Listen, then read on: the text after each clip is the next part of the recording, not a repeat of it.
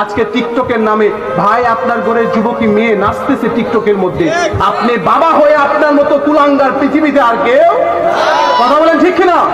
যে বাবার যুবতী নারী টিকটকের নামে বেহায়াপনা করে, ওই বাবাকে আল্লাহর রাসূলের কাঠগড়ায় দাঁড়াতে হবে, কথা বলেন ঠিক কিনা? আল্লাহ কুরআনে বলছেন, তুমি জাহান্নামের কু আনফুসাকুম ওয়া আহলিকুম নারা, তুমি নিজে জাহান্নাম থেকে বাঁচো এবং তোমার পরিবারকেও জাহান্নামের আগুন থেকে। তোমার সন্তান কি কাজ করছে এর হিসাব তোমাকে আল্লাহর কাঠগড়ায় দিতে।